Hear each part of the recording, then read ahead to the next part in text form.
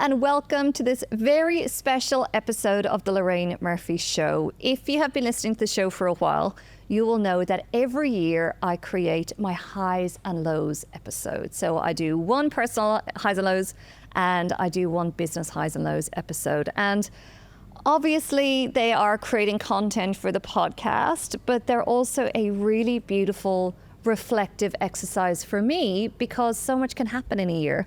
And to really spend some time, I guess, just thinking back on all the things that happened, the lessons, the challenges, the wins, all of the things. It's a really, really special thing to do. So in today's episode, I'm going to be sharing with you my personal highs and lows. So I'm going to dive straight in. And I would really encourage you as well to spend some time for you thinking about what your personal highs and lows have been over this year. I'll obviously share mine with you in today's episode, but it's a really lovely way. I see it as almost finding closure on a year and putting the year into a really pretty box and putting a nice bow on it, because I really do believe, and it's something I work with my mentees on so much, we can't just keep planning and moving forward and progressing and growing. We need to also take the time to recalibrate, to consolidate, to really get clarity on the things that are working and maybe the things that aren't going so well, so that we can really plan out a really solid year next year. And talking of planning for next year, my brand new program, the Elevated Strategy Method, is available right now. So I have really upped the ante on my end of year strategy packages this year. And this is pretty much everything you need to map out your personal and also your business strategy for the next 12 months. I have packed so much gold into this. It's a bumper playbook. There's an audio visualization in there. I've also created 2 different forms of video. So there's more like teaching videos, and then I personally step you through how to complete every single exercise in the playbook as well. So that is available right now. It's called the Elevated Strategy Method, and there's a link in the show notes so you can grab one for you. It's completely self-paced. What I would recommend is that you ideally take a day, like a planning retreat for a day, to work through the program, but you can completely do this in your own pace, at your own pace. So let's dive in. So my personal highs and lows for this year. So one of the biggest highs for this year has been my health. I am feeling very strong. I am feeling very fit, and I'm feeling really hot. Like I feel like I'm in a really good place. I turned 43 very recently as I'm recording this episode, and I honestly feel I'm in the best shape I've ever been in, which feels really, really good. And I think it's also almost the culmination of all those little boring ass habits and the showing up day to day, things like having the lemon water in the morning and doing the body brushing and making sure I get my steps in and getting my strength sessions in and getting PT in. All those little habits that I've been doing for, some of them are well over a decade, that are, I guess, culminating in this space that I feel like I'm in a really, really, really good spot. I feel like nutrition has been really good this year. I've been really focusing on my protein and getting that sorted this year. And I feel really good. I felt really, really good this year.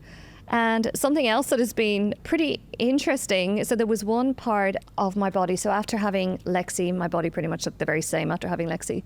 But after having Wilder, I just felt like my stomach was just it wasn't toned. And I felt like I was just carrying like a pouch almost, just not flat and lean like I was used to having before I had Wilder. And I pretty much just sucked it up and said, okay, well, this is just my body, and that's fine. And then I came across body sculpting earlier on this year, so the middle of this year. I'm halfway through the sessions now. I've had 3 sessions, but you don't experience the full impact for 12 weeks after the last session. And the difference has been incredible. I am so happy I did it. It felt like a vanity thing, a bit superficial, and I'm so glad I did it. I just feel so much leaner and so much more tight in that area. And it was an area that, even with all the exercise and the PT and eating really well, it just wasn't shifting, and it hadn't shifted. So that's one of my highs this year. It's just I feel really good, and I feel like I look really good as well. I feel really confident in myself, which has been, really wonderful. Another high from this year has been the 2 kids. So Lexi is now 8.5 and Wilder is 4.5.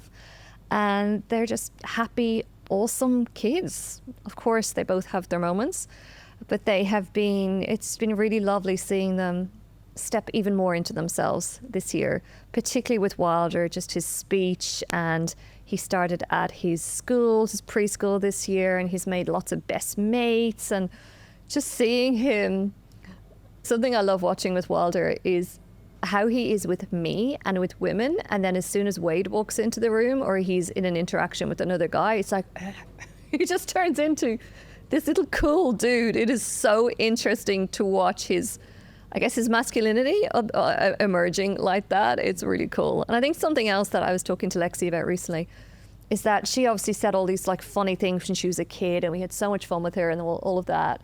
But what's been really special is because she's that bit older than Wilder, when he says his funny things or just all those kind of little in-jokes and the little observations that you have with your kids in a family, and just how she gets to be part of the joke now as well. And obviously not laughing at him, but he's just so entertaining and funny and hilarious. And I didn't really think about that when you're having a second child, that the older child gets to really enjoy that and be part of all the fun as well.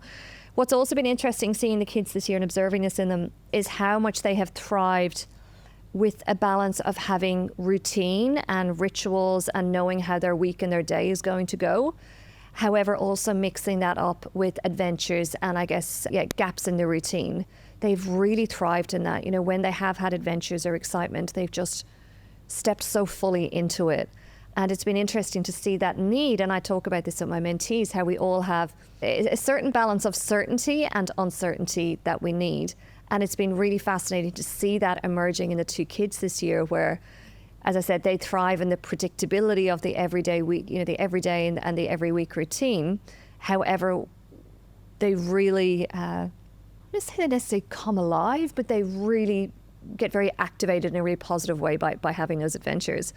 And part of those adventures have been, we've done a lot of travel this year. So we had 3 really incredible trips together. So we went to Perth for Easter, and I think Rottnest Island, the 4 of us on Rottnest Island for the day, will just be a core memory for all of us forever. It was such a special day. They absolutely loved it, and I already cannot wait to go back. It was amazing.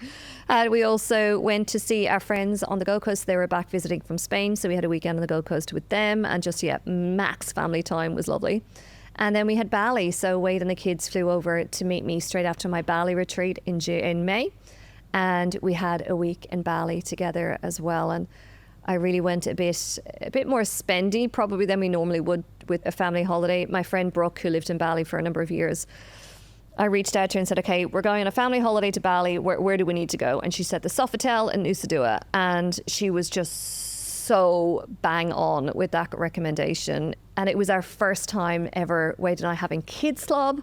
So just to pop the kids into kids club for a couple of hours, they just didn't want to leave. They absolutely loved it. And for us to be able to, go have a swim together, or I found this incredible hot chocolate place in Nusa Dua, just to be able to, it felt like a holiday in Bali that everyone got what they wanted to get out of it. And we had the perfect balance of time on our own, time together. The gym was amazing. So Wade and I went to the gym together every day when the kids were at Kids Club. Yeah, it was a really, really special holiday. So yeah, also lining up to go back and do that one again at some point. That was incredible. And in a personal low around family, one of the kids had an injury this year. So they broke their arm in a pretty shitty situation. And that really knocked me for 6 and knocked Wade for 6. And yeah, it just, I think, and Wade and I talk about this a lot, and we talk about it with the kids, our number one role as parents is to keep our kids safe. And when something happens, then that they're injured, then yeah, it really sucks. And then to have to, you've got a child walking around with a cast for 6 weeks, and of course at every cafe people are saying, oh, what happened? Did you fall over? What happened? And then you're just having to tell the story over and over again. It's just like, oh. So I was very glad when that cast came off this year, and yeah, we could all move on, and happily it's healed perfectly well, which is great. But yeah, that was a low. I feel like it's the first, touch wood, it's the first, I guess, acute health thing that we've had with either of the kids. And yeah, it really knocked me. And tricky then as well, because obviously you need to be on for them and to be their safe place, and you're dealing with, hospitals and all of the things. And then when it was dealt with and they went back to school and they were sorted, Wade and I had done drop off together and we parked outside the house to come home and start work for the day. And I just said to him, I just don't want to work. I said, I just want to lie on the sofa and cry and watch TV and eat chocolate all day. And he said, he's like, you're fully within your rights to do that. If you feel like you can't show up today, then that's completely fine. I'm sure people will understand. And I didn't want to. I like to show up. And as often happens, once I was in the zone with work, it was actually the perfect distraction, and it kind of shifted me out of that energy of what had been going on over the previous 2-3 days. So yes, that was definitely a low when it came to family this year. And another high from this year was having some really intensive girl time. So my bestie Tennille has moved back from Amsterdam. She was on the Gold Coast. Wade had been away for like 2 weeks. I'd had a lot going on in the business. This is around kind of March, April time. And I just messaged her because I knew she was back on the Gold Coast. And I said, what are you doing this weekend? This was on a Wednesday evening and I was cooking dinner for the kids at like 5:30 and Wade was arriving back the next day. And she said, I'm actually completely free. I was like, do you want me to come up to Byron and we'll just go away for the weekend or go? I think we had 36 hours together and it was so much fun. She picked me up at the airport. We went for like this beautiful kind of cocktails and light bites. I stayed in this gorgeous hotel in Byron, which was like a health hotel. So it had the different lighting, like blue blocking lighting. All the water was filtered. It was just gorgeous. So I stayed there. The next morning, she picked me up. We went for breakfast. We went on this beautiful walk along Lennox Head. It was gorgeous. And then we went to the spa for the afternoon. So as part of this hotel, it's a whole kind of recovery center as well. So we just spent like 2 hours cruising around the red light therapy and the magnesium baths and the cold plunge and the multiple saunas and all the things. It was heaven. And then we got ready together in my hotel room and we went to our first bush stuff. So we went out. It was a 20-minute drive outside of Byron. Her husband dropped us off and we were like giddy schoolgirls. He dropped us off and he was like, have a good time, girls. We're like, thanks. And we hit the dance floor, I think, at about 8 o'clock, and we didn't get off until, I think, midnight or whenever it ended. It was so good. Just a night of complete zero responsibilities, just there, having the best time. Yeah, loved it. And then the next morning, she dropped me back to the airport, I think it's 7 a.m. And I was home and I went and met the family at Lexi's soccer practice. So yeah, that was really, really incredible. And then I've also gotten to have time with my bestie Jules because she's in Spain, but she's come back. We had time with her on the Gold Coast on that weekend. So yeah, it's felt like quite a condensed girl time year where I kind of have 24 or 48 hours of really intensive time with one girlfriend, which is almost like, it's like that deep girlfriend recharge energy. It was, really, really special. On the flip side of the friendship side of things, I've also had periods of being quite lonely this year. So Jules is living in Spain. They said they probably won't come back to Sydney if they do come back to Australia. My bestie Leela moved to London in July, and her and I had been spending a huge amount of time together. They got married. They were meant to have like a farewell on a Friday night, and they actually had a surprise wedding, which was so special. So her and I had a lot of time together. We had a lot of time together, both our families, our husbands get on really well. So that was a big gap. And I just said to Wade, after we actually flew to the Gold Coast the next morning to see Julie and Josh after Leila and Sean's party/wedding. And I said to Wade, it was only standing there watching them get married and them saying, we're going to miss all of you and all the things and their beautiful speeches, that I realized, she's going. She's actually leaving. This is for reals. This isn't just, this kind of thing we're chatting about anymore. She's leaving. So yeah, I definitely have experienced loneliness over the last few months. And as I said, there's been the balancing side of that is that really deep time with girlfriends, which has been really special, but it's more just that incremental week to week catch-ups that I was really missing. There's been a really beautiful group called, my friend Annie put together a group called the Cool Mums Group. And I think there's like 5, Leila was in there, but she's obviously left for London. I think there's 5 of us in there.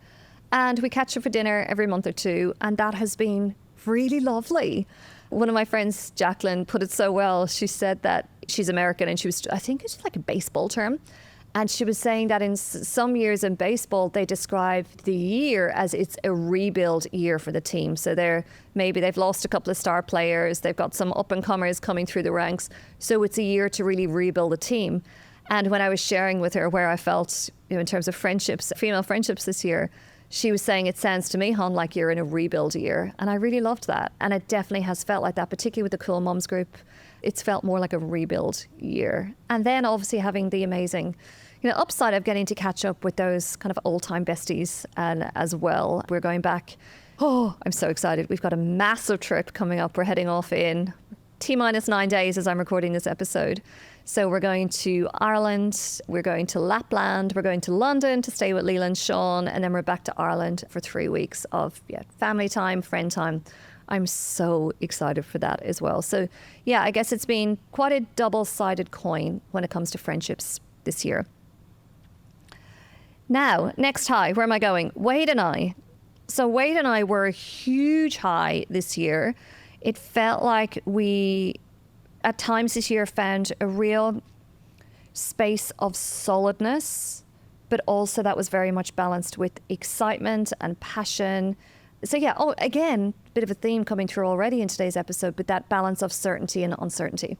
So I feel like Wade and I really did a beautiful job of getting ourselves to that space this year. We've created some really incredible memories together this year. We've had a lot of fun together. And I mean, just recently, as I'm recording this, we went away for the weekend because my parents were visiting from Ireland.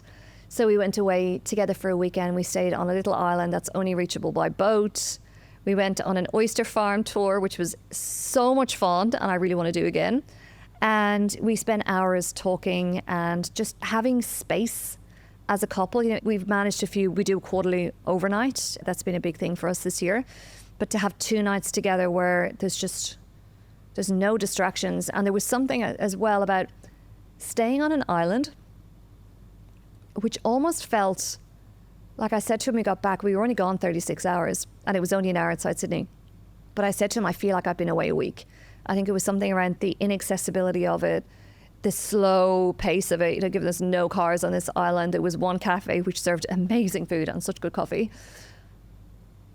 And just having water everywhere, the view from our room was incredible. So there was something so incredibly deeply restorative and healing and connecting and in that weekend. So I'm so grateful that we got to do that.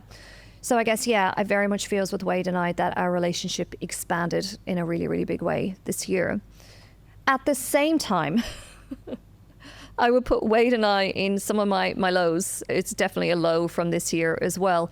It's almost like as much as we created those incredible spaces, we also at times fell into these troughs of, we had these expanded spaces, and then at the same time we had these periods where we fell into these contracted troughs of, really falling back into our own our own negative patterns. And as much as we are aware of this after over 16 years together, it still amazes me and amazes him how effectively my worst patterns set off his worst patterns, which set off my worst patterns. And it's just like this fucked game of ping pong that can go on. And so, as much as I said, we reached that expansiveness this year, there were also periods where it felt very, very contracted in our relationship. And we really needed to dig deep and do that work. Something that was actually incredibly powerful. We got into one of those troughs around the middle of the year, and we were trying to get in with a therapist who we've worked with, on and off for a number of years, and he was just book solid. And I said to Wade, okay, I think we need to just lock ourselves in a room and just talk and figure out what the hell is going on with us. And he was fully on board. So I actually worked with Chat. I've actually trained a therapist for myself in ChatGPT. So I worked with Chat, and I gave a top line outline of the kind of biggest challenges that we were having, explained to Chat that we were feeling very disconnected. And I asked Chat to design a meeting agenda that would help us come back to each other again. And I sent that meeting agenda to Wade. He inputted a few things into it. And then we went for dinner at my club. And then we went upstairs to the meeting room. I think it was at about 7:00 we went up to the meeting room. And I felt really anxious. We were not in a good spot at all. And we sat there next to each other at the meeting room until I think 10:30, and we just worked through the agenda, and it was painful.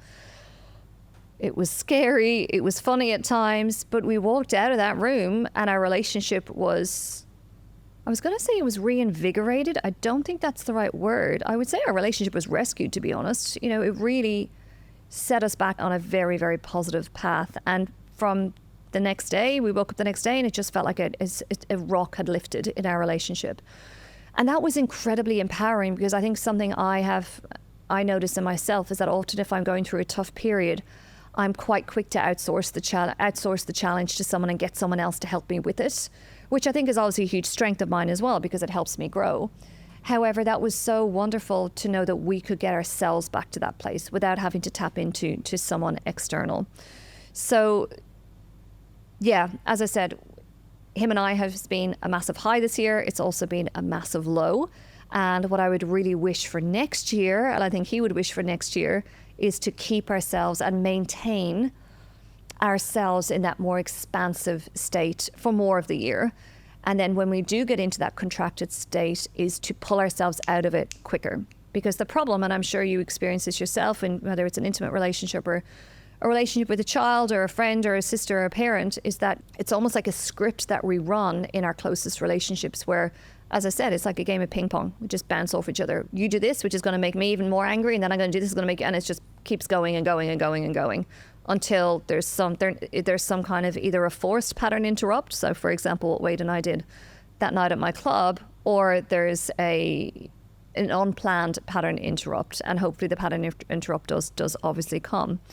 So that's been, yeah, again, almost like holding that polarity in our relationship this year has been interesting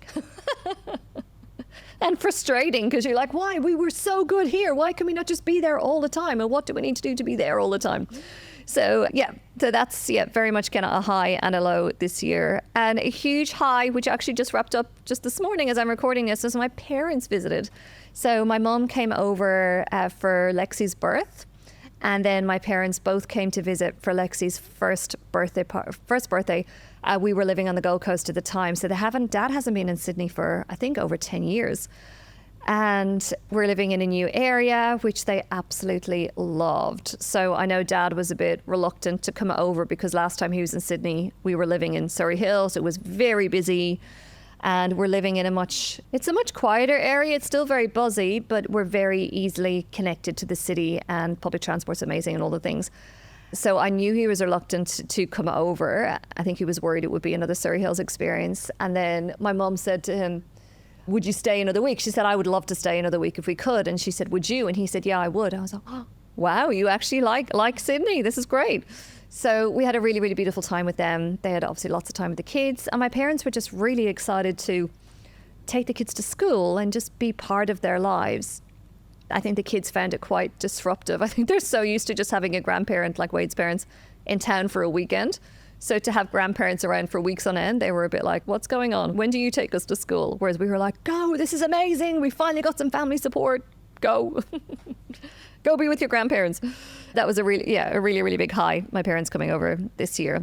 And a low this year was, I went through a period of, a high overwhelm, which is honestly not a space I've been in for many years. So I went through a period of, a few weeks where I felt like I was really, really in overwhelm, just too much going on. You know, no surprises that overlapped with the time, but Wade and I were not in a great place either. It just also felt like the mental load was really high. At one point, I was about to send a message into the parents' WhatsApp group in our, in Lexi's beautiful school, which is amazing. And I really just want to say, does anyone else find this overwhelming? I think there was 4 different events at the school in one particular week, and how Wade and I split kind of the roles of responsibilities. He manages the mortgage, he manages the rent, he manages like the kind of the financial admin, he manages all that side of things. And I guess my similar load is I manage all the school admin for both of the kids. And it just went through a period where there was just constantly something going on. And I missed something. There was some random dress up day it wasn't Harmony Day, it was something else, just some random day. And I'd seen it come through in the WhatsApp group, and I'd seen it come through in emails, and I just hadn't put it in my calendar. And then Lexi was really upset because she didn't have like this thing that she was meant to be dressed up in for the day. And I just said to her, I was like, baby girl, I am doing my best. There is so much on with your activity, not just school, but then there's obviously all the extracurriculars and all the things as well. So yeah, I went through a period of feeling really overwhelmed. And when I think about John Gray, who wrote Beyond Mars and Venus, so he also wrote Men Are From Mars, Women Are From Venus, and then 20 years later, I think he wrote Beyond Mars and Venus. And something John Gray talks about is male stress symptoms and female stress symptoms. And overwhelm, I think, is the second female stress system. And then it goes on, there's 10 in total, and then they progress to like looping negative thoughts, and it just keeps going.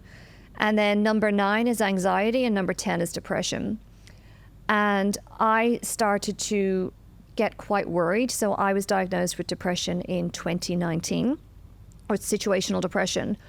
And I found this from talking to mentees and friends as well. For anyone who has been diagnosed with depression and has experienced depression, any hint that you might be going back there again is absolutely terrifying, like terrifying, because you feel like you're losing control and you're losing yourself. And for me, I started to feel a sense of, is there an inevitability to this? Is this the path that I'm going on? I'm just going to gradually tick through each of those female stress symptoms and land at number 10, which was an absolutely horrific place to be when I was there all those years ago.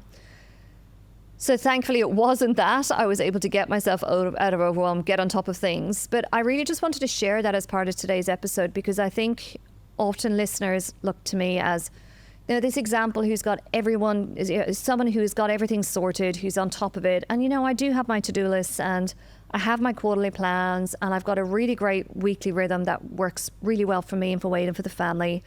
And I'm super productive. I can find a flow state very quickly, particularly when it comes to creating things and creating content like this. However, there were definitely that particular period and a couple of other spots of this year where I felt really overwhelmed, just with the sheer volume of home mental load and business mental load, and also being very mindful of wanting to show up and, you know, be able to support Wade and the kids and my mentees and my friends and family and all of the things. So I guess I'm sharing this to normalize that sense of overwhelm. And there is always a way out of it, but it's tough when you're in it. You know, that feeling of, and I feel like I've got kind of minor overwhelm at the moment, just because we've got 10 days left till we go overseas for a month. I'm in the throes of creating like the last couple of like offers more for Q1 next year. So it just feels like it's a lot. So I'm having days where it's like my days are extremely full at the moment, and I'm finding it difficult to find spots for the things that are usually the non-negotiables, like the exercise. So I'm still making it happen. It's just not happening at the volume that I generally would like it to be. So yeah, if you were going through overwhelm or you have experienced overwhelm this year, I really just want you to know it's not because you're failing or because you're broken or you're not coping, you're not dealing. I've had my own experiences of it this year. And as I said, there were ways out, and I got out of it each time. But I think it's a reality that we're going to have periods of like that, particularly if, like me, you've got a business, you've got a family, you're trying to stay as healthy as you possibly can be, you're trying to have a loving and connected marriage, have fun connecting time with your girlfriends, make sure that you're checking in with everyone. Like it's just a lot. Like it's a lot. And at times this year, it felt like a lot. So that overwhelm was, a low, definitely, from this year. I guess as a related point, a high this year has been bringing in some more home help.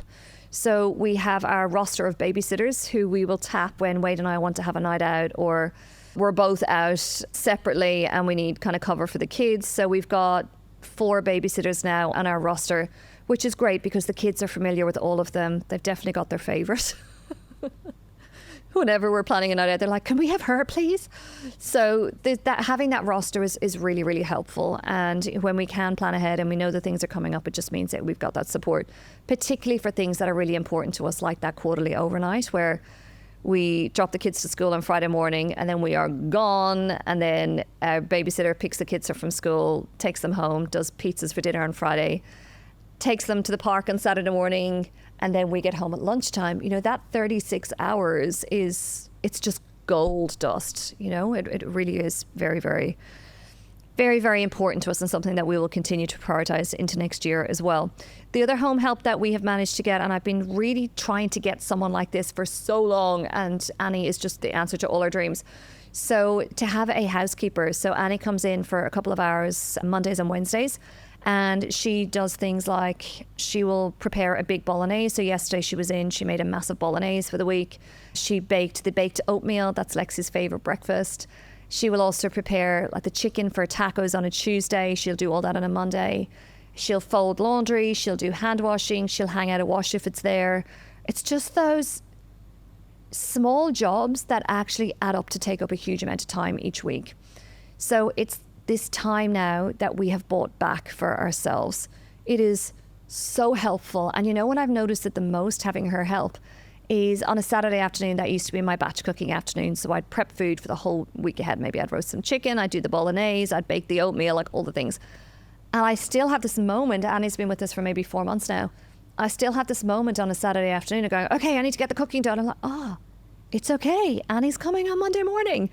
Or if Wade and I work through a lot of washing over the weekend and it's there and it's dried and it's ready for Annie to fold, when she comes in next, it's just freed up the weekend so much. And for the expense of it and what the ROI on that investment that we get from investing in her, it's incredible. And she's awesome. She's 66. She's super high energy. She's a gym instructor.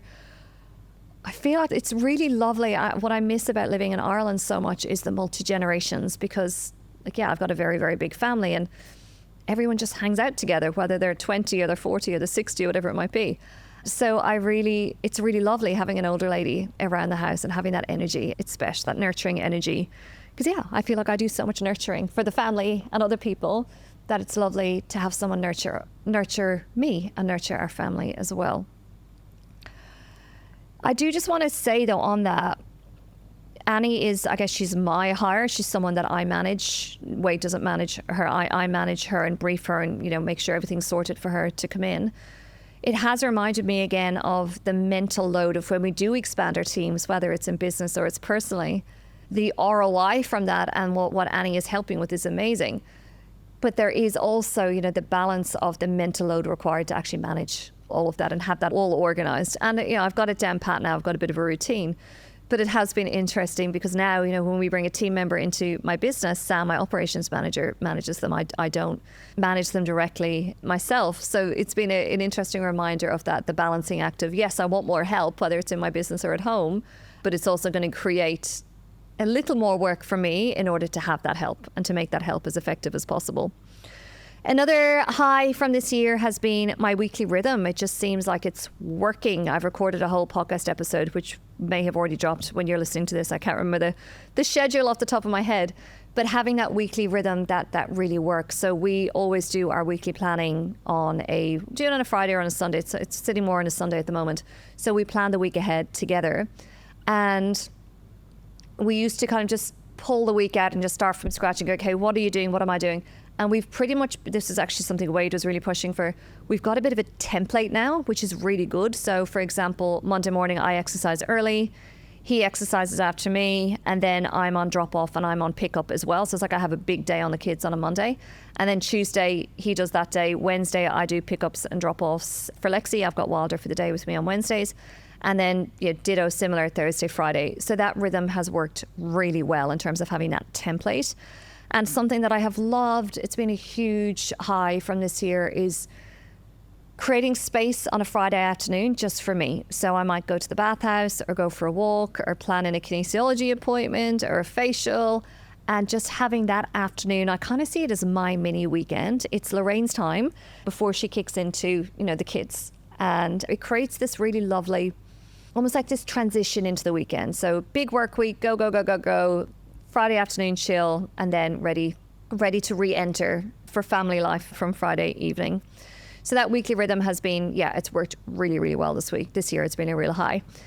Okay, so one last personal low this year. It's personal finances. And it's not to say that the finances are not good. Like, we feel very, very solid. But it's just, it's been a huge high from this year. It's personal finances. And it's not to say that the finances are not good. Like, we feel very, very solid. But it's just having that but it's just a bit uncertain at the moment. So Wade at the moment is buying a business, and it's a big process, and he's been working on this all year. And again, it comes back to that theme that seems to be coming up a lot today between that, we all need that balance of certainty and uncertainty.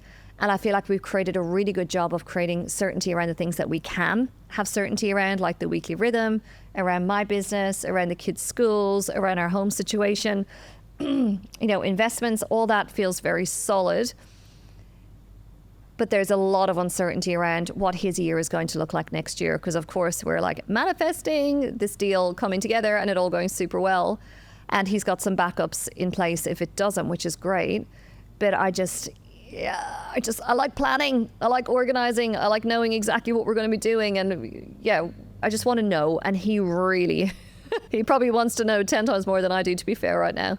So that's a little bit of, we're just sitting with some uncertainty at the moment. And I feel Wade doesn't feel as much around this, but I feel like I want to be making plans, big plans, small plans. And it's just hard to plan anything when you're kind of sitting in that limbo space. And I know for everyone listening, you will have had periods where maybe it's you or a partner or a friend or a colleague that's sitting on that uncertainty. And when you're a planner and an organizer and you're highly impatient like I am and Wade is, it's a tough classroom to be sitting in.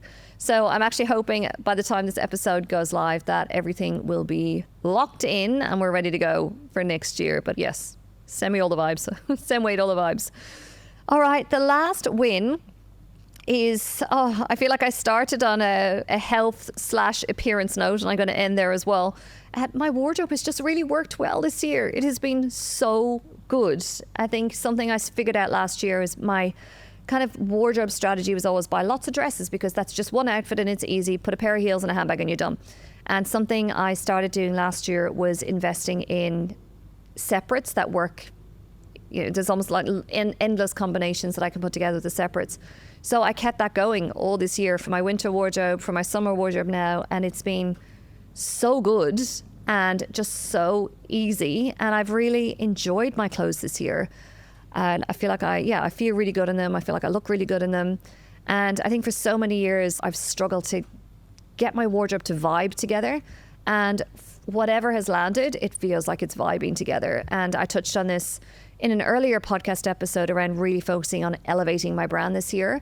And my wardrobe has been very much part of that as well. So I'm just really enjoying my clothes. I feel really comfortable in them. I feel really hot in them.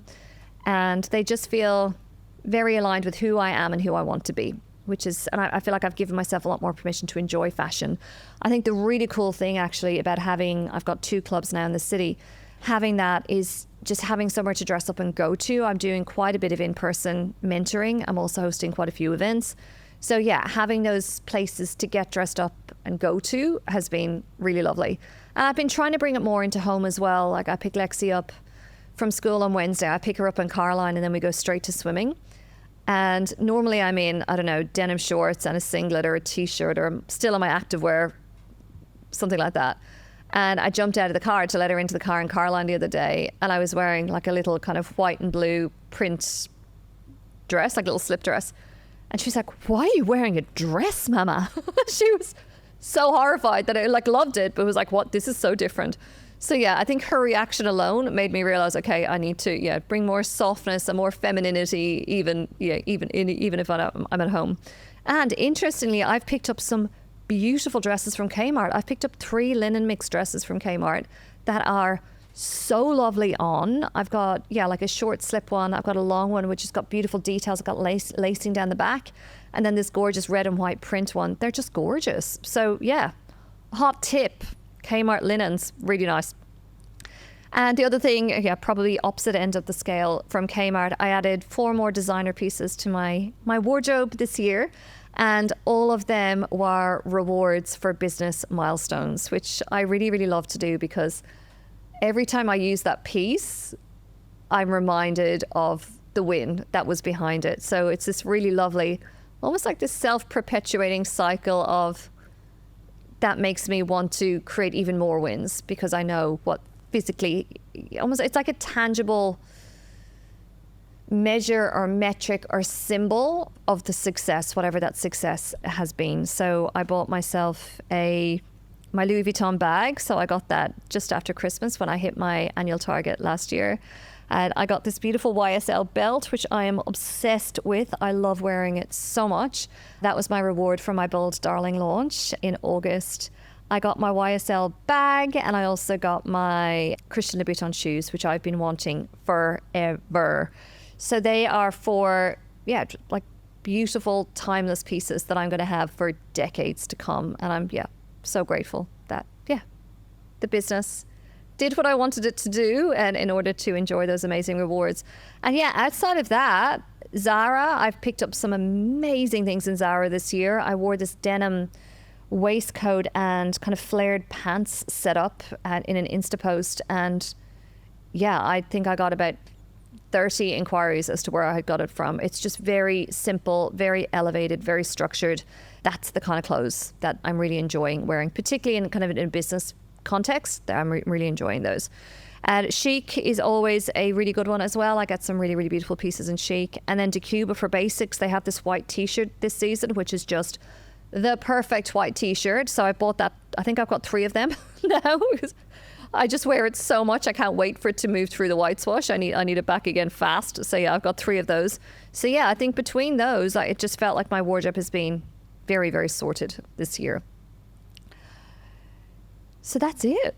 They're my personal highs and lows for 2025. Thank you so much for joining me on this little adventure and this reflection over the last 12 months. I really appreciate you being here, really appreciate you being part of the podcast.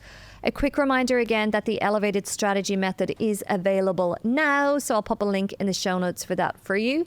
And that is pretty much everything you need to map out your business and lifestyle strategy for the next 12 months.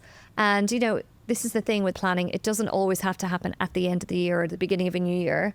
Sometimes you do your planning in March or you do your planning in September. So please just know that program is completely self-paced, and it will really step you through, help you get clarity on where you want to be, where you are now, where you want to be.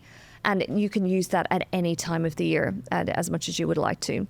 So thank you so much again for joining this episode, and I'm wishing you a really beautiful new year. I hope you have a wonderful time celebrating with all the people you love, and I am so excited for everything already that's coming to the show in 2026.